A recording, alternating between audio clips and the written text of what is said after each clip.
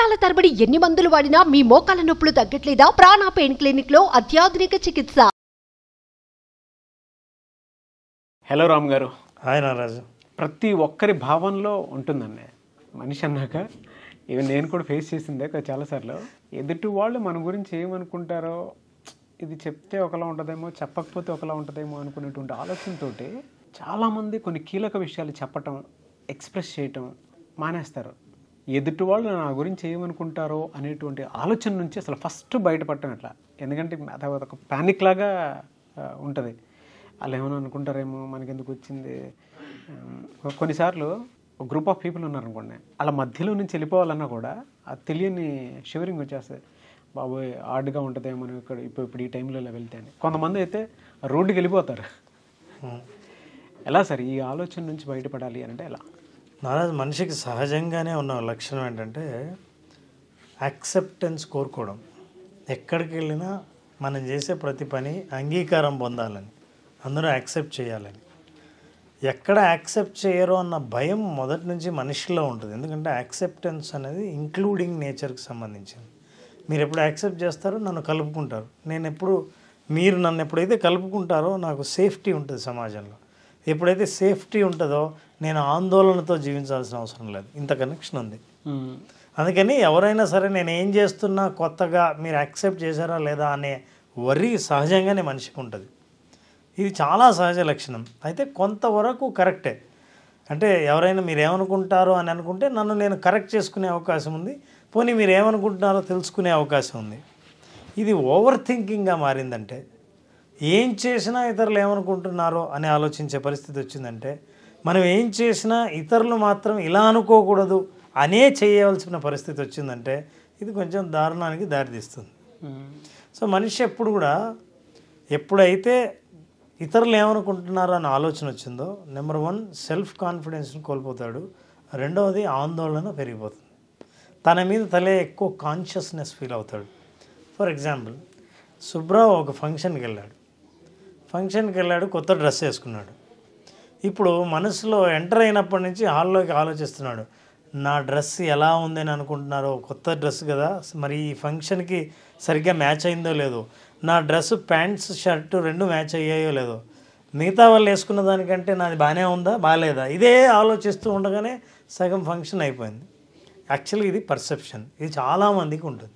మరి వాస్తవం ఏంటంటే అది పార్టీ కాబట్టి, నీలాగే వాళ్ళు కొత్త బట్టలు వేసుకొచ్చారు కాబట్టి నీలాగే ఇప్పుడు వాళ్ళు ఆలోచిస్తున్నారు. ఆ విషయం నీకు తెలియదు.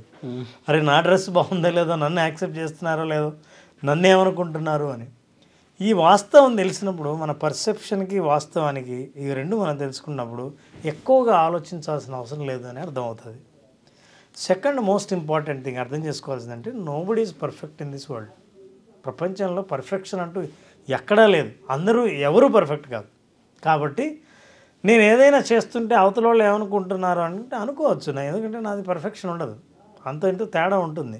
ఈ తేడా అనేది సహజం. అది కరెక్షన్ చేసుకుంటూ వెళ్ళే ప్రాసెస్లోనే మనం డెవలప్ అవుతామని ఎవరైతే నమ్ముతారో వాళ్ళు ముందుగా కాసేపు ఆలోచించవచ్చేమో, కానీ ఆ తర్వాత వాళ్ళ పని వాళ్ళు చేసుకుంటూ పోతారు. గొప్ప గొప్ప మేధావులు ఈ ప్రపంచంలో ఏ పని మొదలుపెట్టినా అందరూ నవ్వుకునే పని అయి ఉండి ఉంటుంది మొదట్లో.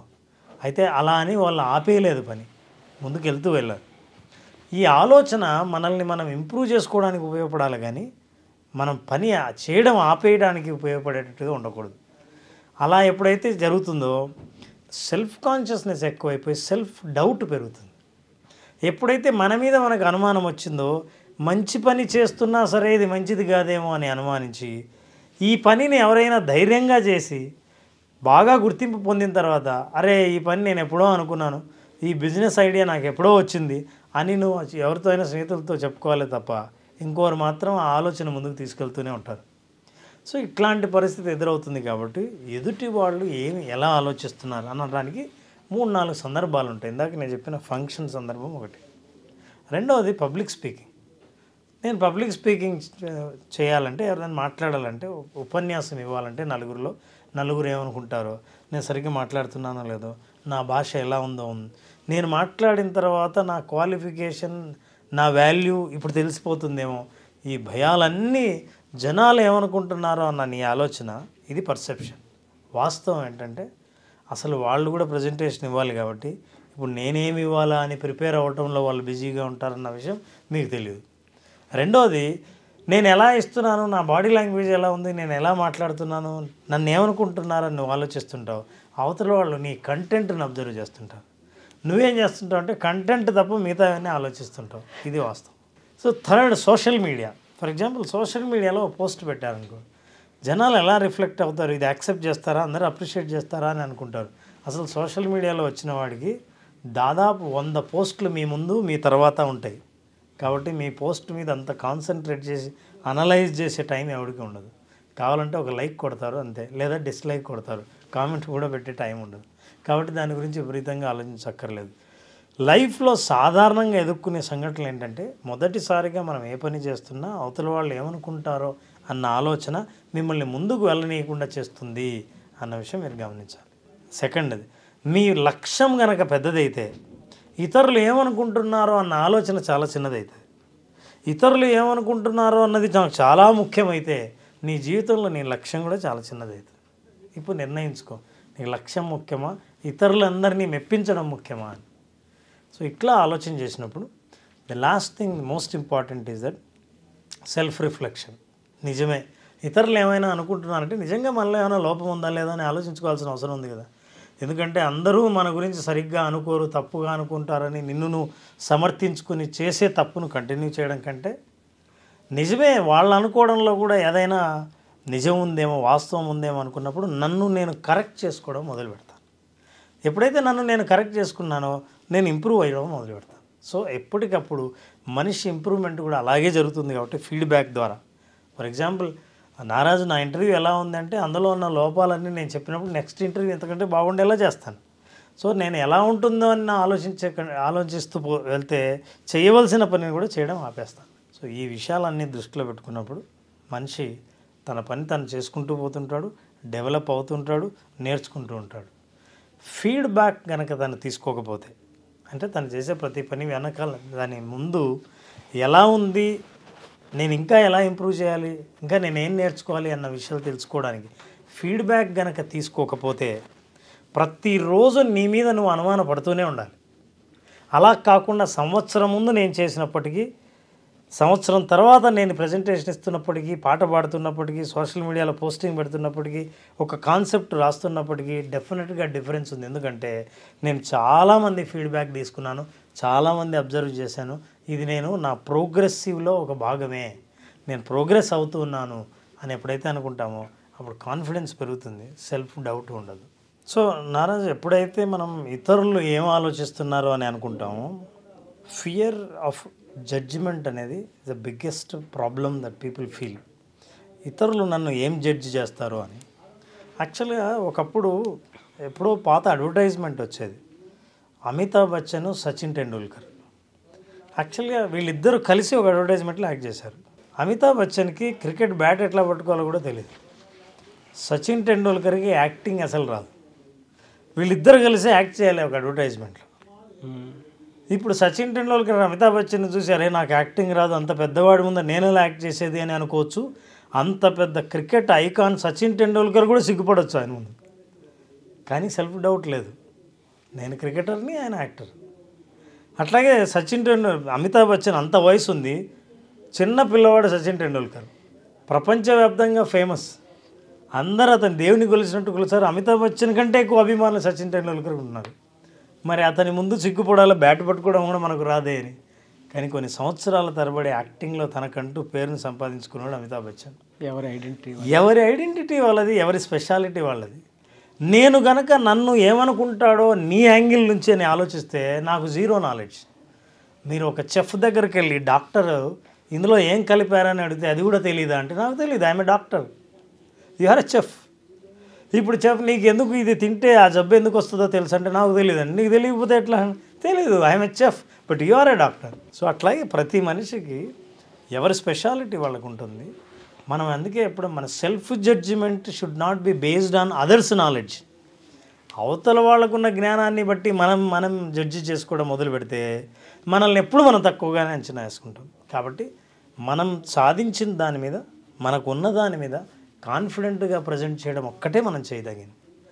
వాళ్ళు ఏమనుకుంటారు అన్నది మాత్రం మన చేతిలో లేదు. మన చేతిలో ఉన్నది మనల్ని మనం ప్రజెంట్ చేసుకోవడమే. ఇది ఎప్పుడైతే చేస్తామో ఎక్కడికి వెళ్ళినా ఏం చేసినా సరే మీ పనిని మీరు సంపూర్ణమైన ఆత్మవిశ్వాసంతో ప్రజెంట్ చేయగలుగుతారు. ఇదే అందరి మెప్పు కూడా పొందుతుంది. ఆ స్థాయికి రావచ్చు. ఇతరులు ఏమనుకుంటానన్న ఆలోచన ఇసుమంతైనా ఎక్కడికి మన మైండ్లో రానే రాదు, దానికి అవకాశమే ఉండదు. చాలామంది మీ అపాయింట్మెంట్ కోసం అండ్ విజువలైజేషన్ క్లాస్ కోసం అడుగుతూ ఉన్నారు. మీ పర్సనల్ అపాయింట్మెంట్ తీసుకోవాలి అనుకున్నటువంటి వాళ్ళు చాలామంది ఉన్నారు. బయట పర్సనల్ సెలబ్రిటీస్ కూడా చాలామంది ఉన్నారు. ఎలా అప్రోచ్ అవ్వాలి ఏంటని తెలియదు. సో వాళ్ళు ఉన్నారు అండ్ విజువలైజేషన్ క్లాస్ కూడా అడుగుతూ ఉన్నారు. ఇప్పుడు అవకాశం ఉంటుంది. ఆ రోజు డిసెంబర్ 21వ తేదీన విజువలైజేషన్ బేసిక్ క్లాస్ను కండక్ట్ చేస్తున్నాం. ఇప్పటికి మనం చాలా బ్యాచ్లు కండక్ట్ చేసాం. మన ఎపిసోడ్లో కూడా ఈ సెషన్లో ఏముంటుంది అని కూడా చెప్పాం. ప్రతిసారి ప్రతి నెల ఒక కొత్త టాపిక్స్ని మనం యాడ్ చేస్తున్నాం. మన ఇంటర్వ్యూల్లో మాట్లాడే సబ్జెక్ట్స్కి అనుగుణంగా ఏది రిపీట్ వాళ్ళ కోర్సులో లేకుండా కొత్తగా వాళ్ళ బెనిఫిట్ పొందేటట్టు 5 రోజుల సెషన్ కండక్ట్ చేస్తున్నాం. కింద కనిపిస్తున్న ఫోన్ నెంబర్కి ఫోన్ చేస్తే కోర్సులో జాయిన్ అయితే 5 రోజుల ఆర్ట్ ఆఫ్ విజువలైజేషన్ అనుభవాన్ని పొందడానికి ఈ సంవత్సరం చివరి ఎపిసోడ్ అది డిసెంబర్ 21 అటెండ్ అయ్యి దాని ప్రయోజనాన్ని కంప్లీట్గా పొందొచ్చు. చాలా కొత్త టాపిక్స్ చేర్చడం జరిగింది. డెఫినెట్గా సార్, దగ్గరగా చాలామంది వెయిట్ చేస్తున్నటువంటిది. అండ్ పర్సనల్గా సెలబ్రిటీస్ కూడా మీ అపాయింట్మెంట్స్ కోసం ఎదురు చూస్తున్నటువంటి పరిస్థితి తెలిసి నాకు అది. సో ఎవరైనా అపాయింట్మెంట్ తీసుకోవాలి అనుకుంటే స్క్రీన్ మీద కనిపిస్తున్న నెంబర్కి కాల్ ఆర్ మెసేజ్ వాట్సాప్ చేసి అపాయింట్మెంట్ తీసుకోవచ్చు.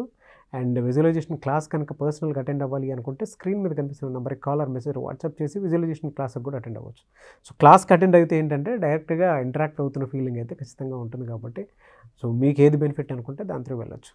ఎనీవేస్ సో డిసెంబర్ 21 అనే క్లాస్ స్టార్ట్ అవుతుంది. I wish you all the best and ఎందుకంటే ఈ ఇయర్ ఎండ్ ఎలాగో రాబోతుంది. స్టార్టెడ్ విత్ బిగ్ బ్యాంగ్ అనుకోవచ్చు దాన్ని. Thank you and wish you all the best Ram garu. Thank you so much. Thanks. చూసారు కదండి వీడియో. ఈ వీడియోపై మీ అభిప్రాయం కమెంట్ బాక్స్లో పోస్ట్ చేయండి. ముఖ్యంగా మీరు కనుక రామ్ జలదుర్గం గారి విజువలైజేషన్ క్లాస్కి అటెండ్ అవ్వాలనుకున్నా, పర్సనల్ అపాయింట్మెంట్ తీసుకోవాలి అనుకున్నా కూడా స్క్రీన్ మీద మీకు కాంటాక్ట్ నెంబర్ కనిపిస్తుందని మీరు కాల్ ఆర్ మెసేజ్ వాట్సాప్ చేసి వెంటనే ఎన్రోల్ చేసుకోండి. లేదు అని అంటే మిస్టర్ నాగ్ అఫీషియల్ 1 అని నా ఇన్స్టాగ్రామ్ ఐడి ఉంది, దానికి మీరు పర్సనల్ మెసేజ్ పెట్టినా కూడా డెఫినెట్గా రామ్ గారి టీమ్కి నేను ఫార్వర్డ్ చేస్తాను. ఆ విధంగా సార్ మీరు అప్రోచ్ అవ్వచ్చు. ఈ వీడియో లైక్ చేయండి, షేర్ మాత్రం తప్పకుండా చేయండి. ఇలాంటి మరిన్ని వీడియోస్ కోసం మా ఛానల్ ఫాలో అవ్వండి. Thank you.